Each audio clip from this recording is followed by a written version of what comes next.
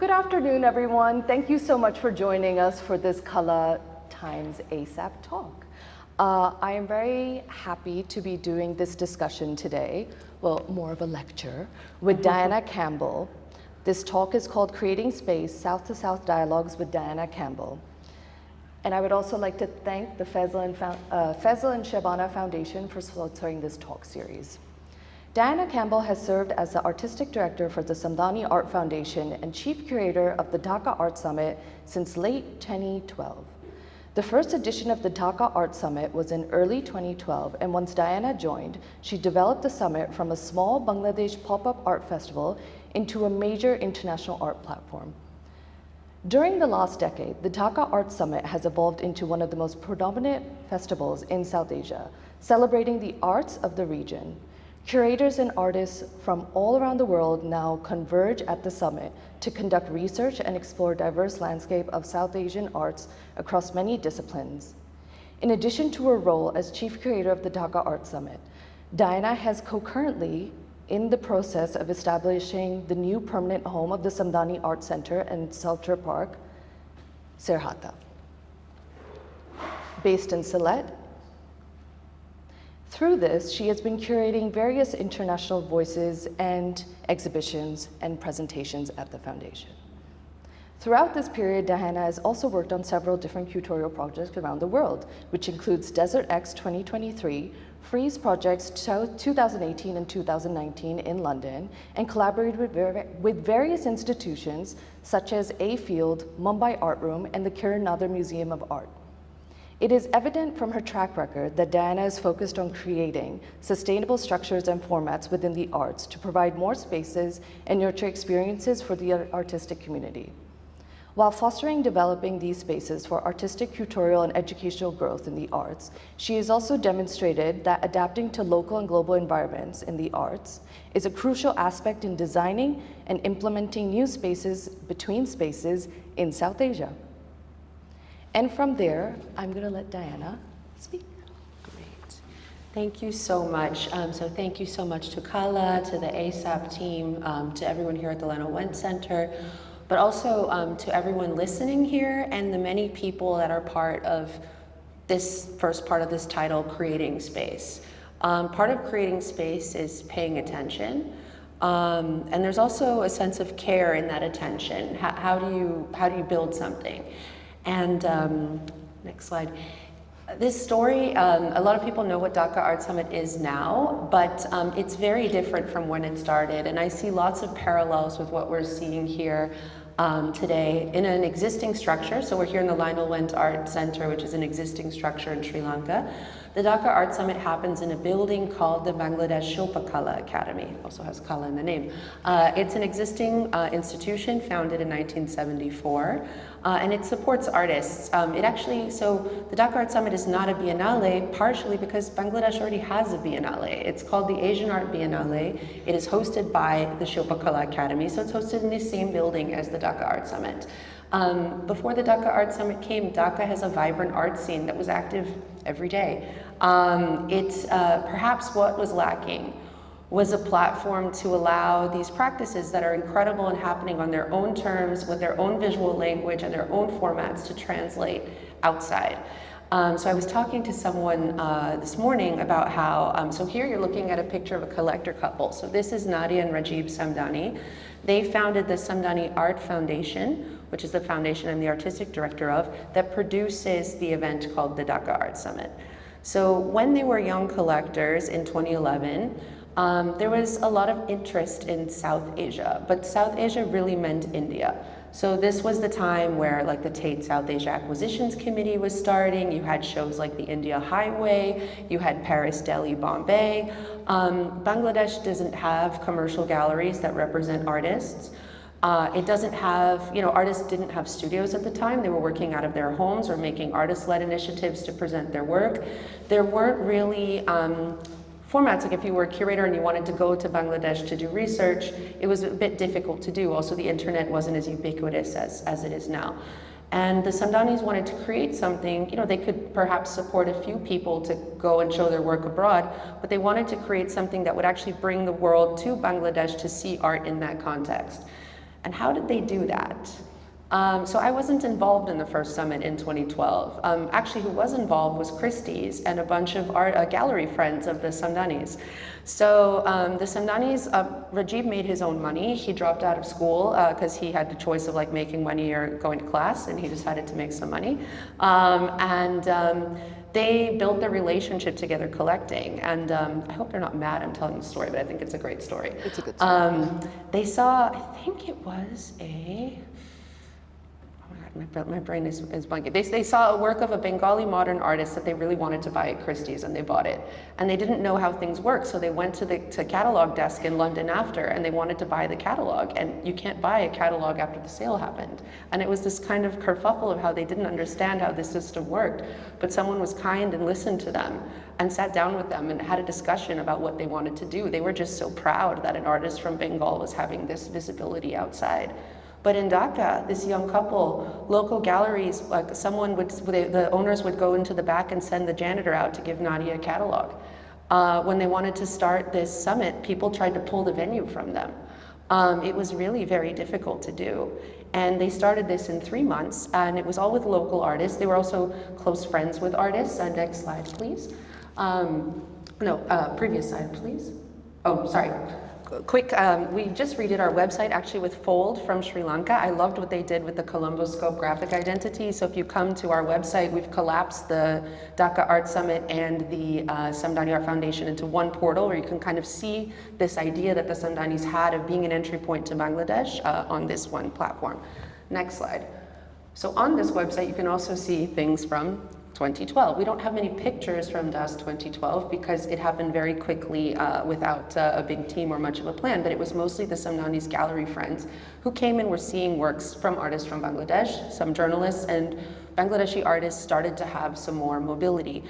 So this work by Tayyeba Begum Lippi called Love Bed was in the first summit. It's now in the collection of the Guggenheim. But sometimes giving something a place to be seen locally is important. So some of the globally acclaimed Bangladeshi artists didn't have a place to show in Bangladesh, and Bangladesh kind of came into, or the Dhaka Art Summit plays a role in that.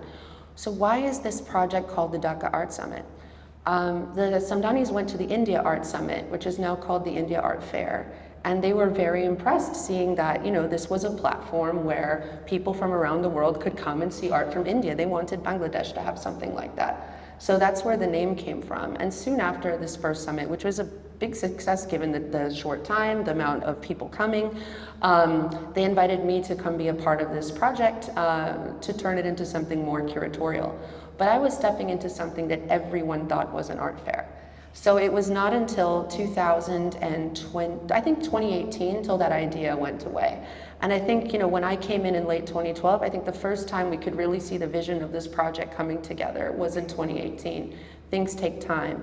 Also back to this, so when some art teachers were seeing the Dhaka Art Summit in 2012, they thought it was a commercial platform, and they told their students to come boycott the 2014 summit. And what happened was so interesting. Some of the students who boycotted were so moved by what they saw that they wrote to us and asked to join our team. And our curator, who went from being an assistant curator to a full curator with her own curatorial agency, she's incredible, I learn from her every day, Ruxmini Chowdhury, who many of you may have worked with, she was one of these protesting students. We'll continue. So let's go to DAS 2014, first one I worked on. So this is an image of Parallax by Shazia Sikandar, and this was her first major presentation in the region, and it's surprising that it's in Bangladesh.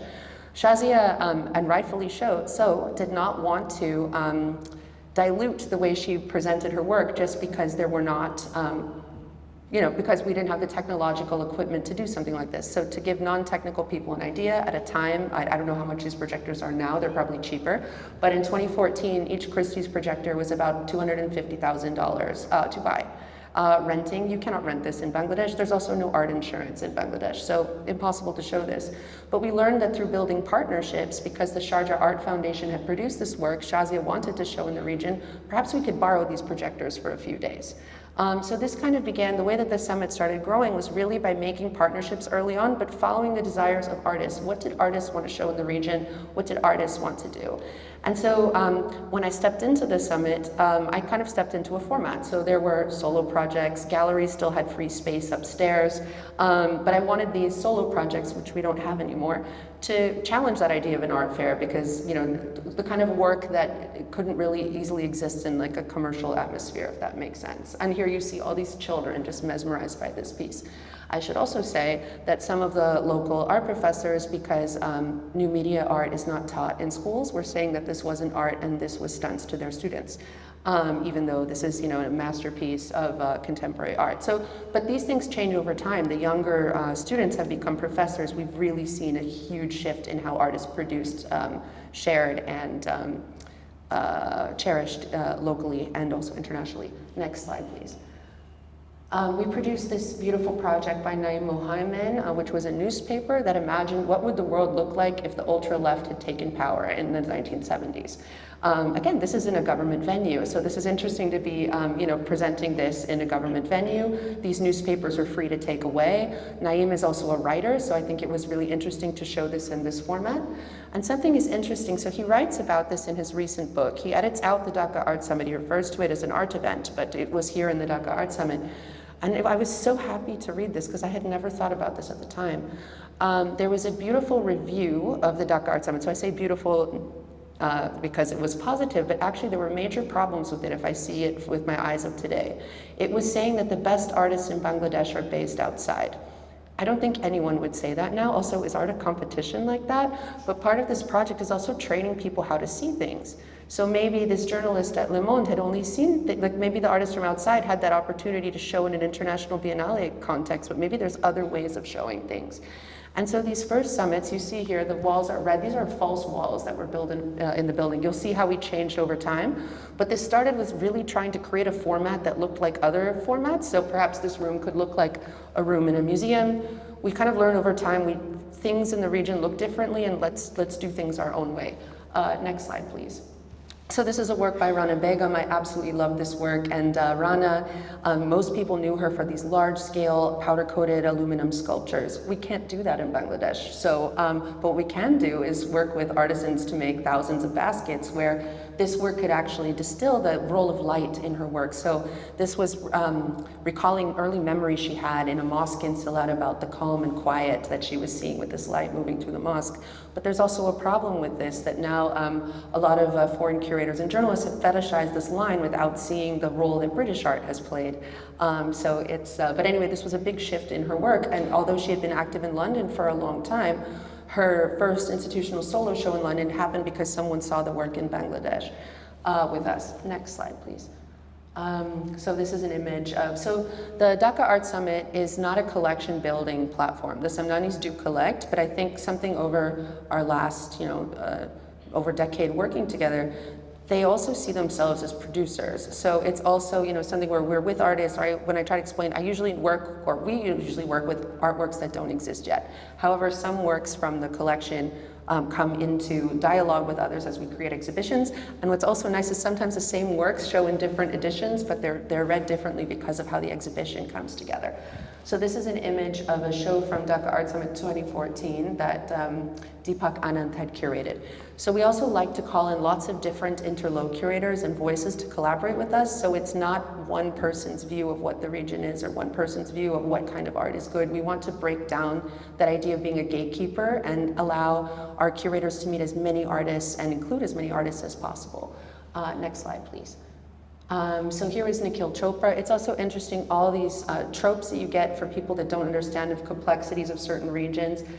Most people were shocked to see that Nikhil Chopra could be basically naked in a government venue. In Dhaka, it was fine. People loved it.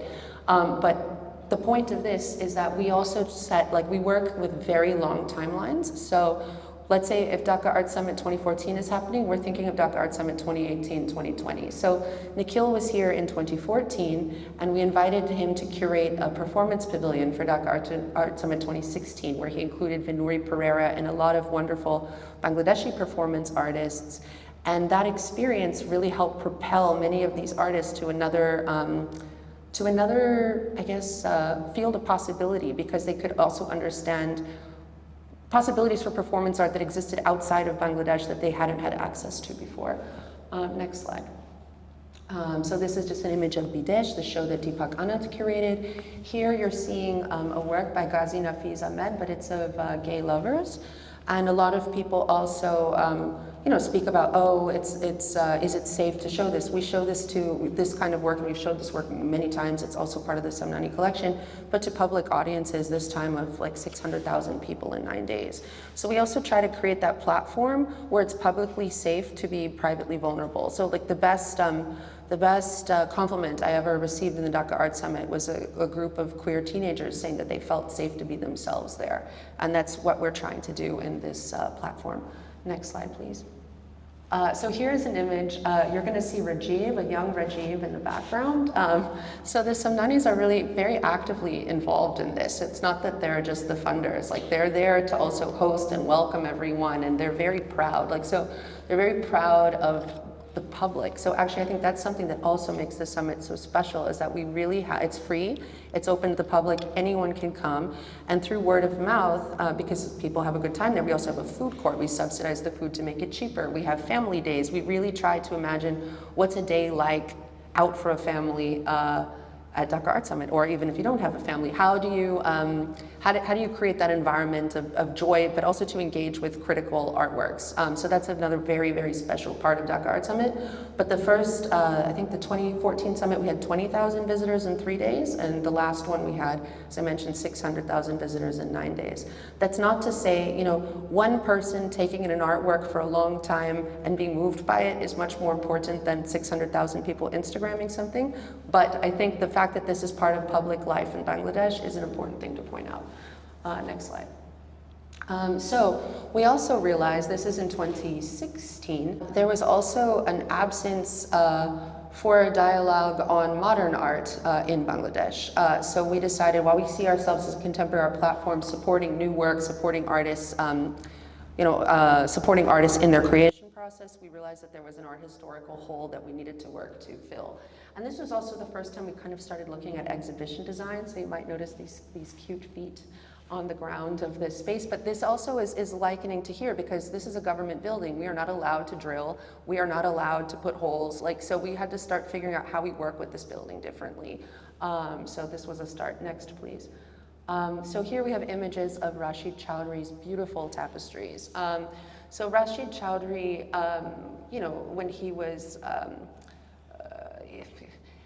how do I say, I guess tapestries are really accepted in the mainstream world of modern and contemporary art today. They weren't at the time that he was working. So, people would know Zainul Abidin, they'd know SM Sultan, Rashid Chowdhury not so valued or paid attention to. And so we took loans from the National Museum. That's what's also nice. In Dhaka Art Summit, we can work with everyone. So we work with the National Museum, we work with local artists-led initiatives, galleries, private collectors, but we were able to do a major showing of Rashid's work. And actually through our work, I'll skip the long part of the story, we were able to reconnect with the family who actually lives in New Jersey and is not so connected with the Bangladeshi art world. So I think sometimes by doing work publicly, you're able to reach people that you might not be able to reach through these kind of private art world professional channels.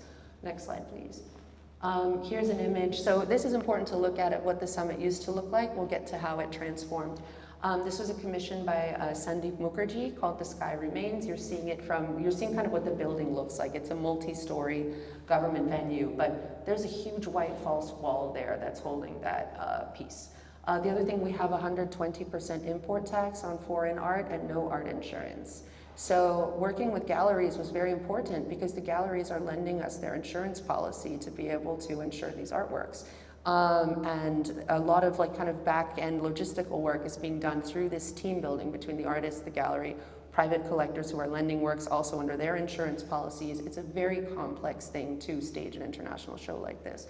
But to build walls like this is also extremely expensive, where that work should probably be going into the production of artworks or into supporting new thinking, not just walls that go up and down. So this was a big fight that started in 2016 and was only won in 2020 to get rid of these walls, but we'll see this over time. Next slide.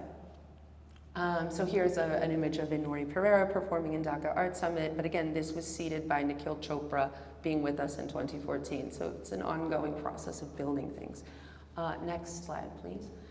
So this, I also have to say thank you to Nathalie Johnston, who's here in the audience, but this was a commission we did with the Burmese artist Popo. So something we saw is that the VIP culture, and actually this is also important, the VIP culture in Myanmar and the VIP culture in Bangladesh were kind of similar. They have these silly little VIP signs. So I don't know if you see this little red VIP sign on this desk, but Popo had done this project where he put VIP signs in public bus stops and just saw how people would make these long lines in queue. And so we came and we did the same thing in Bangladesh.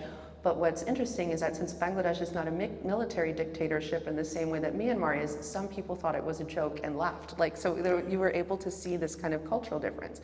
But this, in the sense of collaborating, was an important moment because suddenly we produced this artwork. The Asia Pacific Triennial in Brisbane wanted to show this work, and the Triennial in Brisbane was before the Dhaka Art Summit.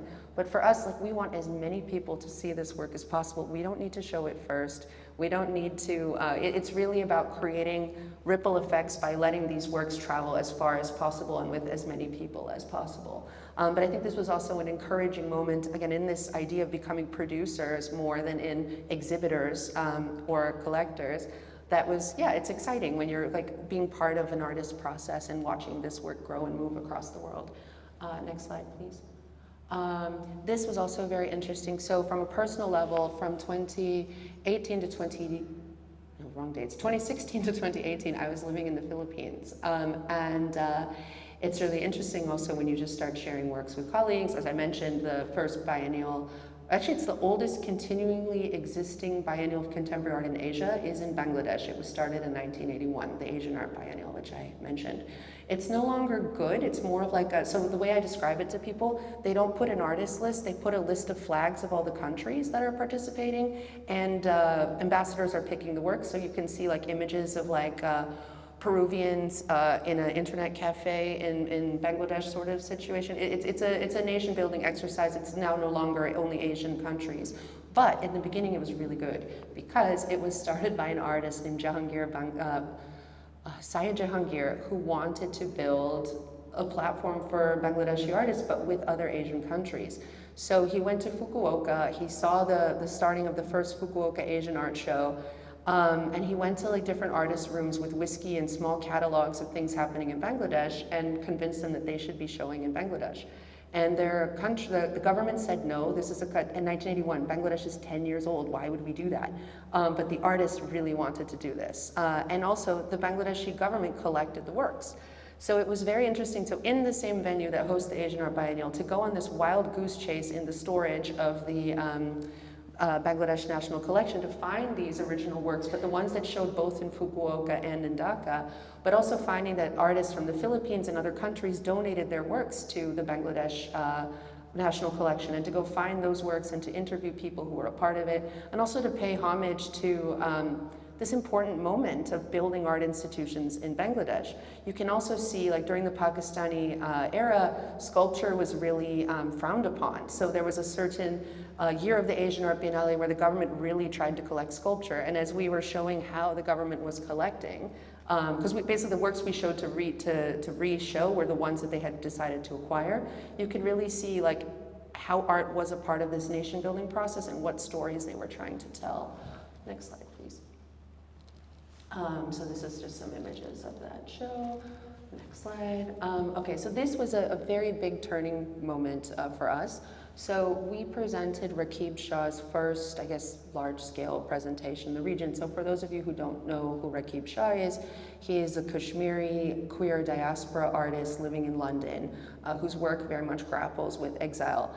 And his family and him as well, they were antiques dealers for a while. And this was part of something that maybe many of you in Sri Lanka will remember, this New North, New South initiative. So there was some funding that was coming from the UK, that if a bunch of South Asian institutions worked with a bunch of Northern England institutions, we could get a large chunk of money. But as a young person at the time, I didn't realize, but I'm also American, I think things are fair, I'm delusional that way. But you know, I thought that we'd be sharing this money, but no, this wasn't to be sharing money. This was like for the UK institutions to kind of. I can tell you, I was part of this partnership because I was working at the Lahore Biennale at the time, and yeah, I was not sharing. No, it was not sharing. But suddenly we thought we had all this money, let's do this for Keep Shaw project. And but it was so interesting to just see also with these kind of rules of like couriering things between museums that the courier cost was more than to buy the same Japanese woodcut at auction. Like you were just seeing all of these kind of rules and museum procedures that weren't really contributing to the creation of art. If we love art and artists, it wasn't contributing to that. Also, people were applauding us that we made Western museum conditions in Bangladesh, but I started looking at this and was like, well, actually, that's really bad for the environment. Artworks are not created in these contexts. Maybe we shouldn't do something like this. So we're happy we did it. It was also kind of a turning point of trust in the sense of, you know, each one of these paintings is probably £1 million, and the galleries were ensuring this for us. So it was this kind of trust, like doing this enabled other things, so I'm happy that we did it, but it was a really beautiful pivot point of value shifts, and sometimes you need to make that value shift by doing it and making the mistake. So this allowed us to get rid of the walls in the future. We'll get there later. Yeah. Sorry to interject again. Actually, one of the things that Diana said and explained when she was installing Shazia's work for one of the editions of the Dhaka Art Summit is something that we use when we're talking about Art South Asia project, is that they had to bring in someone from Berlin to install the artwork. And it's like, well, why aren't the expertise in the country, in the nation? So thank you, Diana. But it takes time to train that up. It takes, so you have to take a really long view, and sometimes things, you know. And when I was working on this in 2014, it was probably my dream to have that Rakib Shah project. Right? Things change as you start to learn and you see things and things in their own way. So this is an image of a beautiful collaboration we did with Sharmini Pereira for Dhaka Art Summit 2018, which was a group show which actually showed here in Sri Lanka at the MMCA. We were so happy that it traveled here, called 100,000 Small Tales. And the backstory of this work, which I can talk about now, is that the Sri Lankan embassy in Bangladesh actually tried to censor this show. So they didn't like that the show was, that the title came from Charan, who was a Tamil poet. They also told us that that, you know, Sri Lanka had gotten over its war. They didn't want to have this kind of dialogue in Bangladesh. And since our show happens in a government building, they would make this a SARC issue, and this would go to the Prime Minister. So this was a very, we decided sometimes the way you deal with these threats is just to go quiet and ignore them. But we were trying to like make plan A, plan B, plan C, like what are we going to do about this? So luckily that ambassador got transferred, but we knew that if we tried to like import and export these works under traditional channels, this probably wouldn't happen. Next slide, please. So what did happen, I mean, this is a very hard picture to see on the right, this like pink Instagram photo, but like my colleague and I ended up carrying 390 kgs in I think 20 crates legally, like it was exported like in the airport, but it took so many people collaborating on this. Saskia Fernando used her gallery as the kind of central collecting point for all of these works. Collectors lent their works for this show. Like, you know, it was a huge display of trust of the Sri Lankan art scene to let these works, and also of Sharmini and having the trust that, you know, we would pull this through to have this show in Bangladesh, and people in Bangladesh are still talking about this show. What I also loved was it was an inventory of kind of artworks, but also their exhibition histories were in the wall label. So sometimes there's a problem where, or I would say in this Paris, Delhi, Bombay days of South Asia shows, people were exporting things that kind of had that exotic trope, like works are, you know, lots of pots, lots of bindis, lots of these are works that were actually showing in Sri Lanka, and the wall text would say that, and they were made for Sri Lankan audiences. And that for us is very important in Dhaka Art Summit, that curators are making things for Bangladeshi audiences. Most of our audiences are Bangladeshi. You know, I think we had max 1,000 foreign visitors, and if no foreign visitors came, we would be okay with it. It's, but that context shifts. So for us, it's really important to have that experience where South Asian and non-South Asian curators can be creating shows for Bangladeshi audiences. Next slide, please. This is an image. This was a positive thing from the New North, New South collaboration. This was a performance piece by Ritu Sartar, where we could afford to do the performance, but we couldn't afford to make a film out of this. The Liverpool Biennial could not afford to do a performance, but could afford to make a film. So we found that by coming together, we were able to produce much more than we could do separately. So we started to think in these sorts of ways. How could an event in Bangladesh become an artwork that exists past the event elsewhere? So we're always thinking about this thing, like what's the event, what's the aftermath, what does this do? Next slide, please. I love this image. This is an image of a show curated by Devika Singh called Planetary Planning, where you're seeing this group of girls on a school tour looking at this work by Zarina. See if there's anything else to say about it. The other thing is, Devika started working at Tate after this. We also like to work with people who we see like this visibility from Dhaka Art Summit will give them other opportunities in the future. So taking younger people who will keep that Bangladesh experience with them for the rest of their life is something that we actively think about when we select people to join our team. Next slide. This is a show, it's actually our longest traveling show. It's called A Beast, a God, and a Lion, and it was curated by Cosmin Costinas. And also, I love the Art South Asia project, but like what I realized in my time in the Philippines, that South Asia is too limiting of a framework to look at Bangladesh. So if you put Bangladesh in South Asia, it's always a little brother to India. There's nothing you can do to stop that. It will always be seen in that way. But this is not subjective, it's a fact. Like Bangladesh, it's actually, there are more flights going to Malaysia, to Thailand, to Singapore, and they're cheaper than the ones going the other way to India. So the national airline at this time, the only city Biman flew to directly in India was Calcutta, but it was flying, elsewhere in the region. And if you look at the border point that Bangladesh shares with Myanmar, if you look at folk culture in the south, there are tons of, even New Year's dates, there's many, many similarities with Southeast Asia. So in 2018, it was kind of this thing of we were gonna shift, we kind of moved out of being in the South Asia position to looking at this place in between regions. And so Cosmin's show was very much looking at that. And it traveled to, oh my goodness, Myanmar, Hong Kong, Poland, Thailand.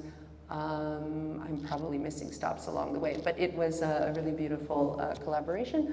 But also trying to look, and this is something we look at much more today too, people might, there are many ways of experiencing culture that are not a biennale. Like there are melas, there are theater festivals. So we've really also tried to say, how can we become a platform to share those ways of looking at things rather than trying to reduce things into white walls or white walls painted blue and pink. Next slide. Okay, this is now a funny story, but at the time was quite traumatizing. So what you're seeing here is an image of our most requested work on loan. So this is a work by Shilasha Rajbandari, who is one of the co-curators of Colombo Scope, and she's here. And so this work is called My Great-Great-Grandmother's Shawl. And so here you're seeing an image of her great-great-grandmother, I believe her grandmother and her wearing shawls, but also looking at the change of how textiles and how culture is valued over time. The shawl here on the right is made out of tags of garments, right? So now in Nepal or in Bangladesh, producing garments is more lucrative than weaving precious textiles. So we had our first incident of theft in Dhaka Art Summit. So a teenager in install was walking around and decided they really wanted that shawl. And they took it. And we only figured this out after days of looking at CCTV. We were traumatized. We didn't know what to do. We were like, okay, Shilasha, we're gonna acquire this work for the collection. Please, can you make another shawl? So she made another shawl, but now we see that the visitor had validated this as the most important artwork before other people did. But this work is now on view at the Kunstinstituut Meli in Rotterdam. We've majorly increased our security since that time, but it was a very interesting moment of what makes an artwork valuable, what does this mean, but also building the infrastructure to deal with these things. Next slide, please. So art mediators have also become a super important part of what we do. So we started this actually through a grant with Pro Helvetia in 2018. So we had 25 art mediators. I think we have 160 now. And we have this WhatsApp group that's just going off all the time. And the mediators have actually been involved. They're now involved in the curatorial development of the themes, both of the last summit and the one coming up. Next slide, please. So this is us and our team like before, but as you see, Rajib is here, in the center of things holding fort, but keep going. So we also we built, if you saw in the DAS 2016, the Rewind, where we were bringing modern art into into the fold, but also talking about the Asian Art Biennial and looking at those histories of cross-Asian connectivity, we realized we needed to also create a space for art historians to come together and to be able to access this research, to meet people. So when you're an event, you can really be a meeting point. So again, over time, people are watching what you're doing. We were able to get a grant from the Getty Foundation for a program called Mahasa, which was connecting modern art histories in and across Africa, South and Southeast Asia. We were able to meet in Hong Kong in 2019. Our last flight arrived before the protests shut down the airport, and we were able to meet again in Dhaka in 2020, right before COVID. But what's also beautiful is that these networks, these professionals are still in touch. They're doing their own collaborations, their own exhibitions. We don't have to doctor or babysit everything. We like to be this catalyst point where people make their connections and go out in the world and do something with it. So this was also this idea, why do you have to go to Paris or to New York or to London to have these discussions? Can you bypass those contexts and have them directly? Next slide, please. Sorry, again, just to interject, there was a small show I was curating for the foundation I work for, the Rangoonwala Foundation, and I was looking for research on modern Bangladeshi artists, went to the Dhaka Art Summit in 2020 and found everything that I needed to know.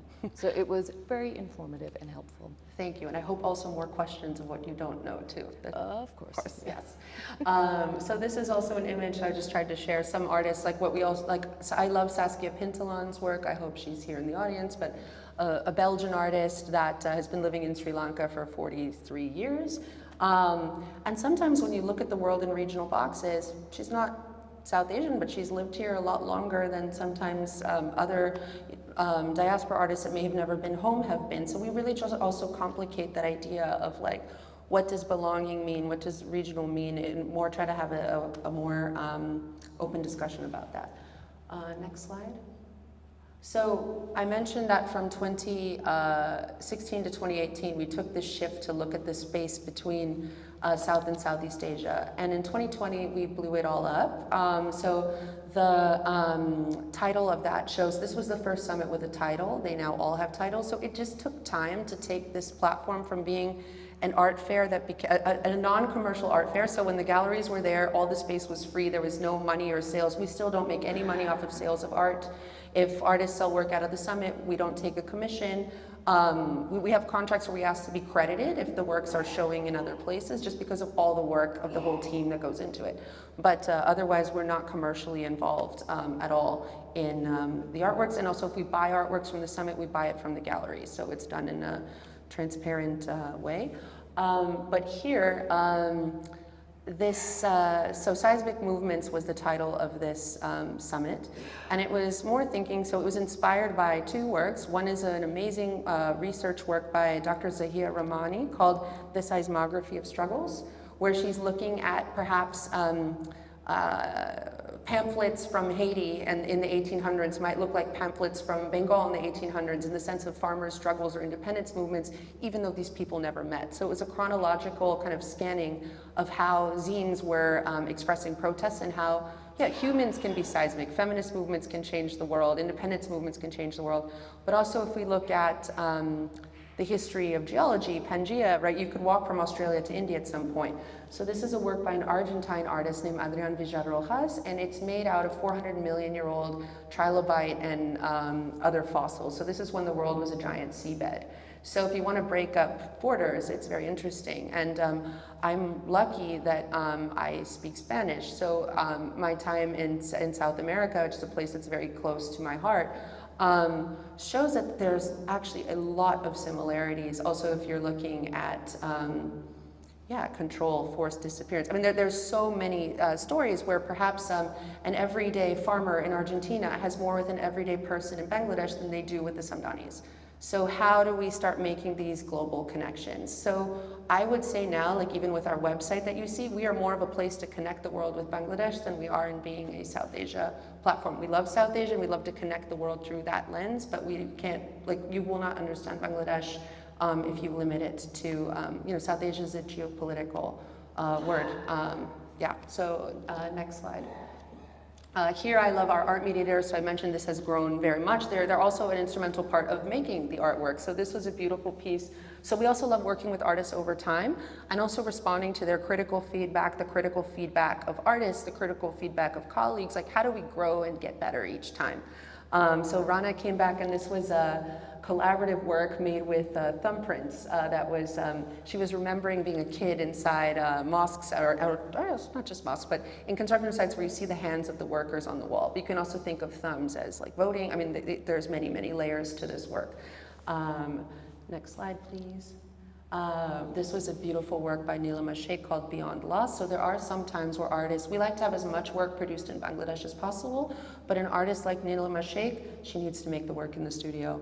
And this was a work called Beyond Loss that is chronicling women's struggles in Kashmir. And you could not have shown this work in India at the time that this was created. So sometimes Bangladesh, or having something nearby but outside, gives a kind of freedom to express something that needs to be heard and seen. So here you see those last slides where we had all the kind of false walls. We were able to make, so the other thing is the building has its own corners. I'm not going to show that Neelima Sheikh scroll in a place without climate control. So the works that need climate control go in their own galleries, but we stopped building false walls to create these conditions for artworks that aren't made in those conditions. So here we worked with some young designers, and this is a wall that's made out of canvas, so jute canvas with a bamboo frame in the back. The red is rented scaffolding from construction sites. And this became a wall, so there was an exhibition on the back. But in the end, this whole thing rolls up and is a painting. And so this was made in a collaboration between Jyota Shilpa, which is an incredible artist-led initiative in Bangladesh, and Sabi Contemporary in Berlin, which I know has collaborated a lot here in Sri Lanka as well.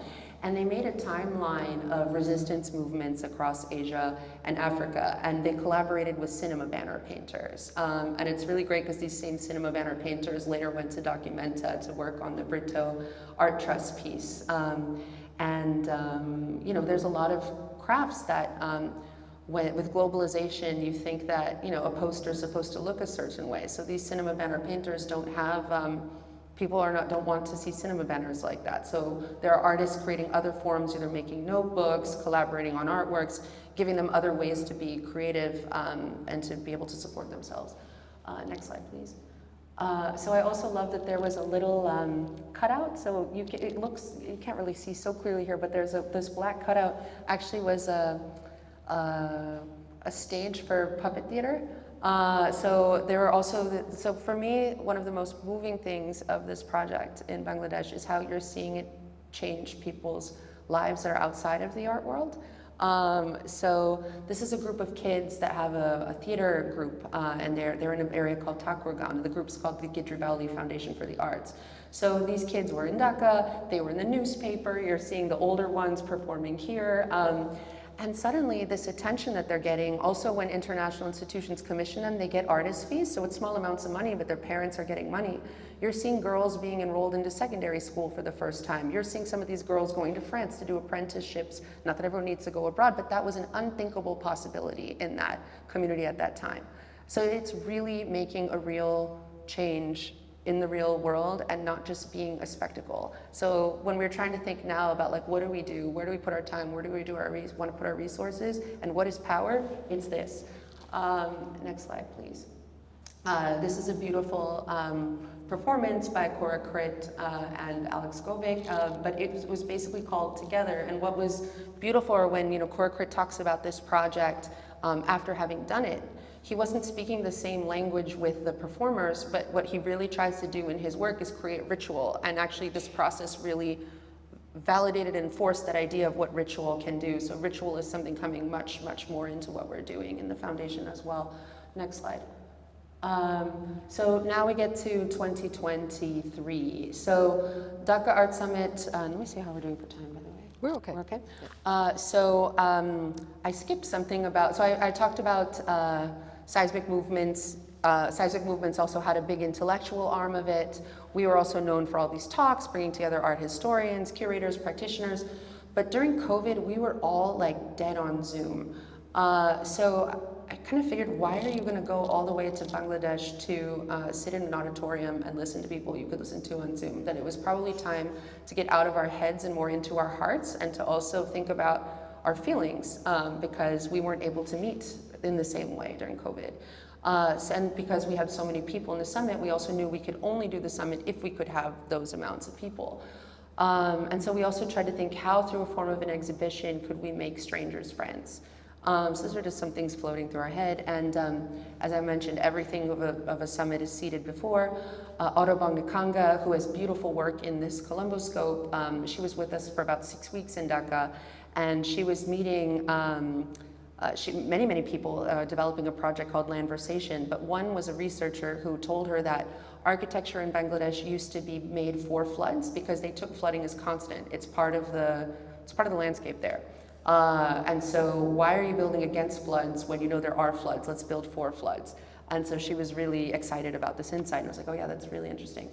And then through some other channels, you connect the dots, I found out that there's a name for young girls in Bangladesh, which is Bonna, which means flood. So if you name your child Flood, it means you're not looking at a flood like a disaster. And so we decided that we wanted to name this summit Bonna, that it would kind of be about floods, kind of not. It would kind of be about little girls, kind of not. But it would also really be about translation, mistranslation, and context. And here is where the art mediators, and I'm American, I don't speak Bangla. I have lots of limitations. I see my role as setting something up for young Bangladeshi creatives to take over and make their own platform, to be the coach that can kind of help with these connections, to get the projectors lent, to get the insurance, to get people to come to be part of this. But in the end, for this project to be successful, it's going to be my team that's going to be running this. And it was really beautiful. Like, this is the first time that Bonna became a more important word than Dhaka Art Summit. And our next summit is actually, the title comes from a visitor. But here you're seeing, we also realized that because of these 9 days, we're much better with live work, with all of this kind of stuff about the shipping, the insurance. Actually, it's really great to put money into people. So this is a beautiful performance by a Belgian artist named Meet Warlop, and she created a piece called Chant for Hope, which was inspired by images you're seeing from the language movement in Bangladesh in the 70s, right before the war. So artists were making signs, they were protesting in the street. Bangladesh, for example, exists as, it's like the land of people who speak Bangla, because they wanted to fight for the right to speak Bangla when Urdu was made the official government language, and that they were fighting for that ability to express themselves in their own language.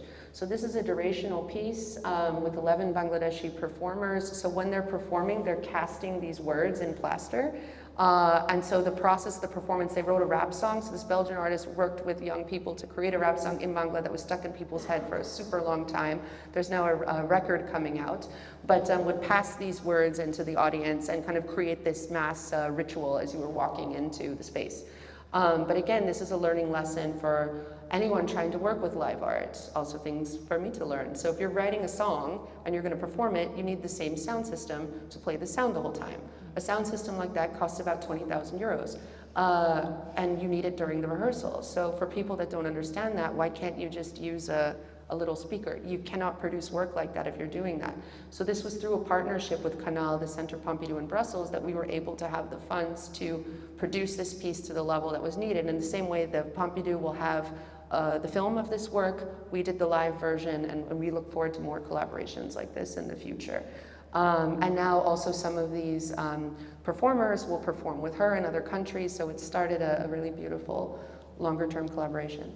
Next slide. This is a work by Anthony Gormley, which surprised me very much. So Anthony asked me to interview him for a book, and I was surprised because it's not really the kind of work that I normally work with, but I love being in dialogue with artists, why not? And I found out through our conversation that Anthony had been studying meditation in South Asia before he went to art school. So he was in South Asia for about 4 years, 50 years ago. And it was his dream to go to Bangladesh, but the war kind of stopped that dream. And when you know that, and you start looking at these sculptures of his body, which are him trying to find the inside of existence, and him being stuck in the case of his own body, which today is a a very tall white old man could become a woman, a short woman in another lifetime, it makes sense in another level. So we would never be shipping sculptures like this to Bangladesh, but we told him we'd love to work with him. And so this is a collaboration. And also he came and also acknowledged that role that his time in South Asia played in his development as an artist, but also was so generous with young artists and giving them feedback, advice. He's still texting some of them when he sees them, their works abroad. It's a very beautiful kind of relationship that was formed there. But here he worked with a community of bamboo artisans, and he was WhatsApping with them. He went to go visit them. They came to the summit, but this is a 2.5 kilometer line of bamboo that was kind of wound into a sculpture. Kids were running through it, adults were running through it, but it was all recycled in the end. And it was actually one of the most economical projects in the summit, which is surprising when you think of the market price of an artist like that. Next slide, please. This I loved. So also, as I say, reacting to criticism. There was a student newspaper in Chittagong that said, oh, Dhaka Art Summit, a platform for Bangladeshi artists, 65% Bangladeshi artists. So we are always at least 65% Bangladeshi artists, but why do they have the least time to talk in the worst spaces? I was like, that is interesting.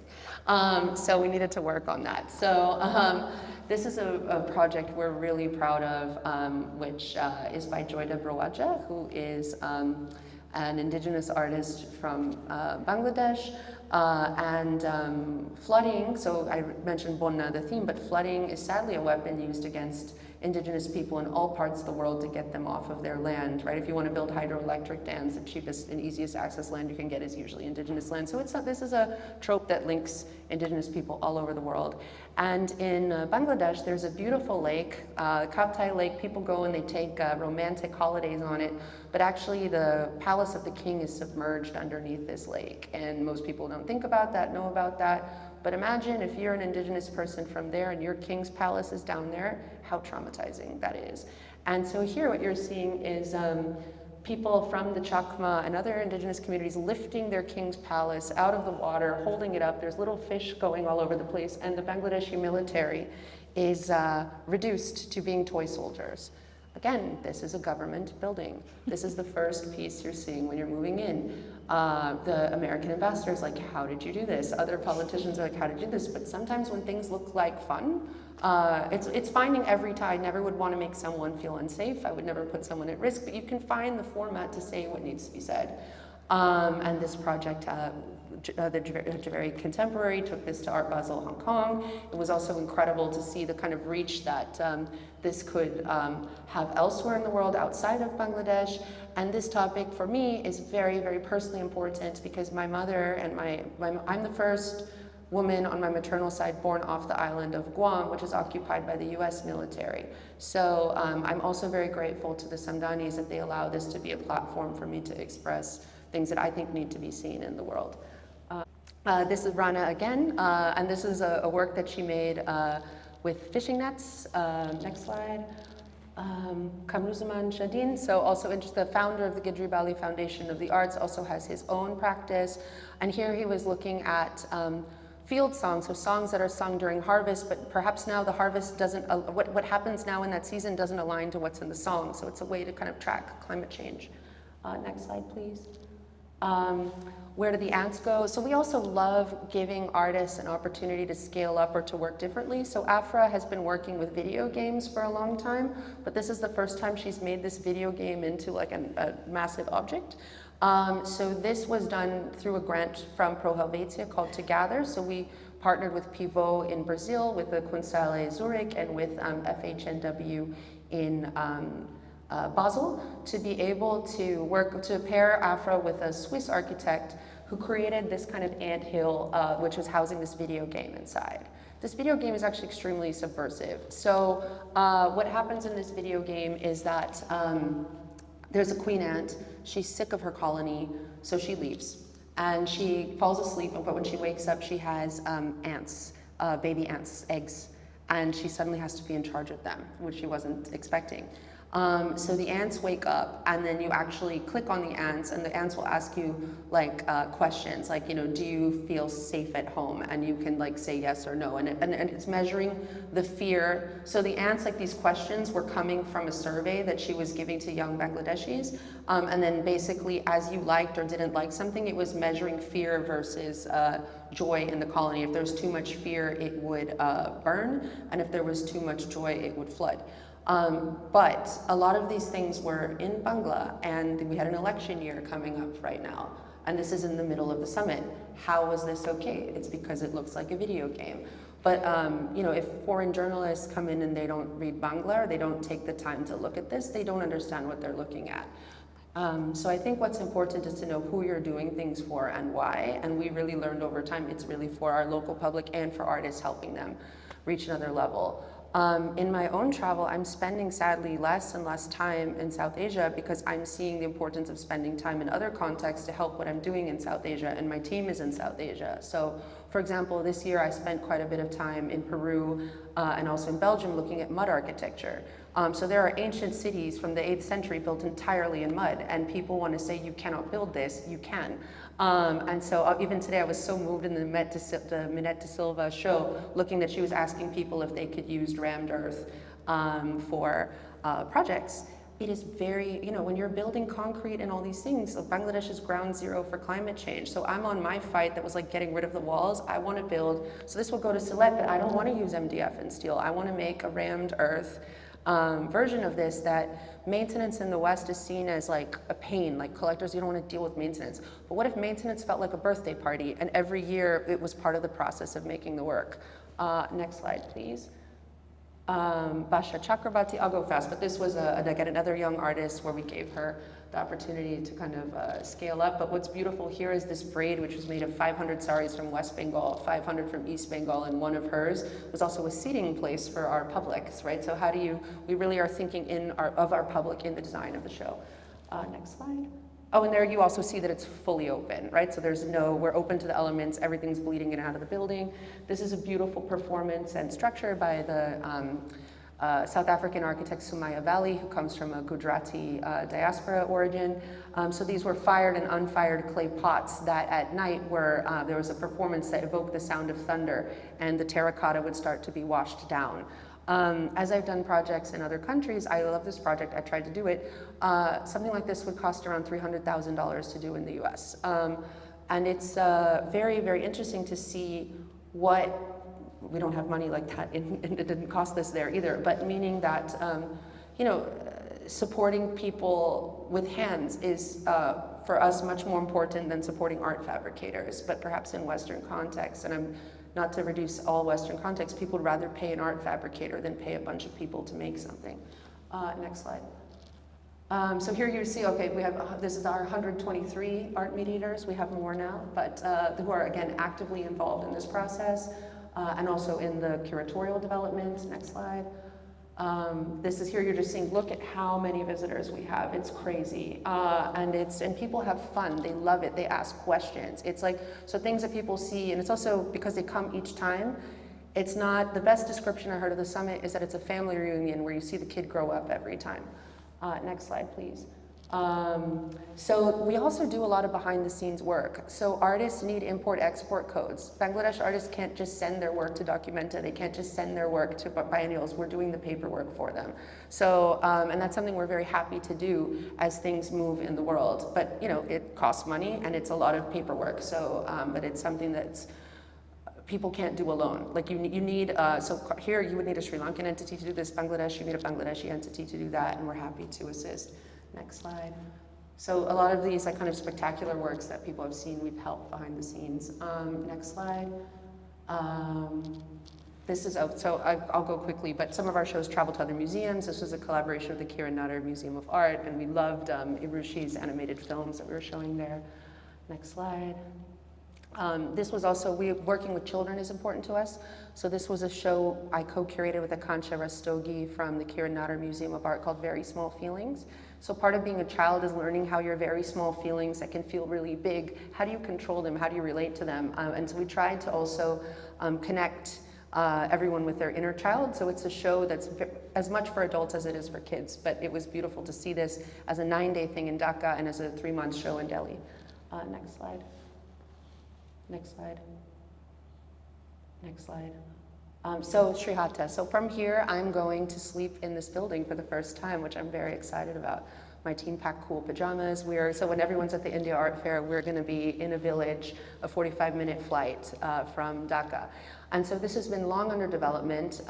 It is a residency space. We used to use the word sculpture park. We need a new word. We'll get there in a minute. But a place for art and nature in Sylhet, which is actually where the Samnanis come from. This is our gate. So the sound in this gate is amazing because of the curve. So you can hear echoes. The way it amplifies things is quite beautiful. So this gate will become a stage. Next slide. Here's some images of our gallery space, which I mentioned that comment about Shazia Sikandar's work at the beginning of the talk, but new media, expanded cinema, it's not taught in art schools. So a lot of these works that are here are also teaching tools to try to bring that into dialogue and to kind of support that kind of work. Next slide. So for example, Zihan Karim, you'll see the second version of this work in Colombo scope. This work will be going into that gallery in dialogue with other new media artists. Next slide.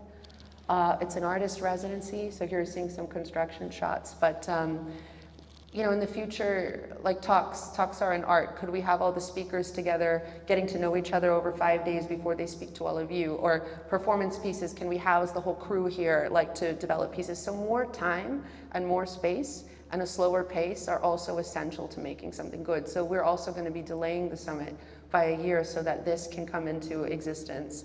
And then when you come to the summit in February 2026, you can visit both easily. Next slide.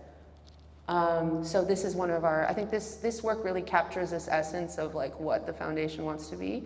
So this is a piece called Vamsera Bamsi, which is a sculpture. So perhaps people at Kochi or other places have seen sculptures with dead bamboo of Asim Waqif, but this is with living bamboo.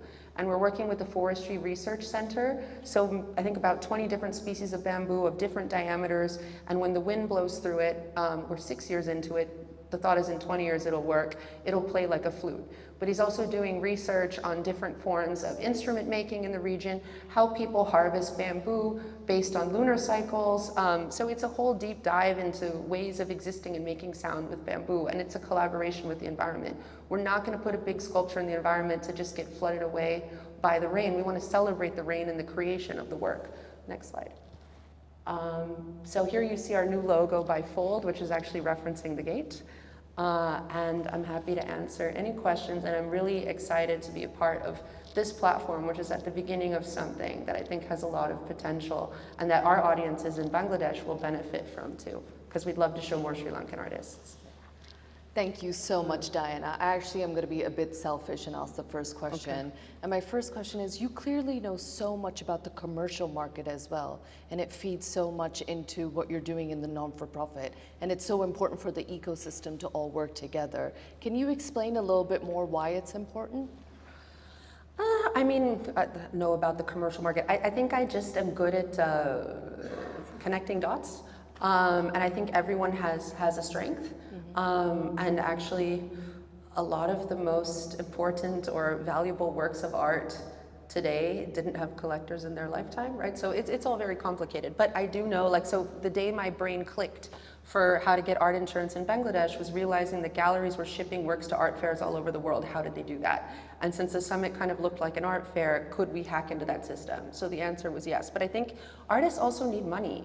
So when I first started working at the summit, I'll just be very honest, I was like, there should not be any galleries in here. Why is this happening? I was super against it, because from my American standpoint, we're church and state. You do not do this.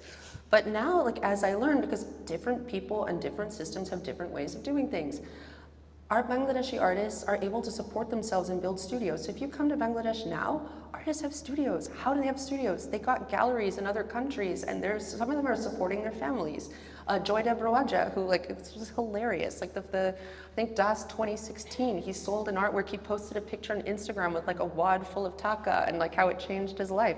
He just built a studio, and the studio is also housing other people from his community. He's really a voice for indigenous activism in Bangladesh. So, you have to see things as much bigger than you, and the Dhaka Art Summit is just a flashpoint. But what's more important is what's happening every day. So that is going to be interesting for us moving into Sylhet, where we're going to be an everyday institution when we used to be an event. But yeah, I think it's important. Yeah, people need resources, and I guess every nonprofit needs a profit. My parents wanted me to be a banker, so I kind of have that education skill. But it's yeah. And sorry, I'm going to ask one more question. It is amazing to see the evolution of the summit as well.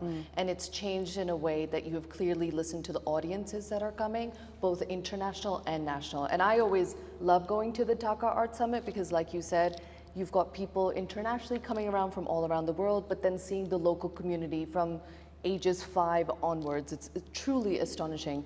Are there any models or institutions that you were looking at while you were shaping this? Or was there any kind of specific inspiration you had gotten from this?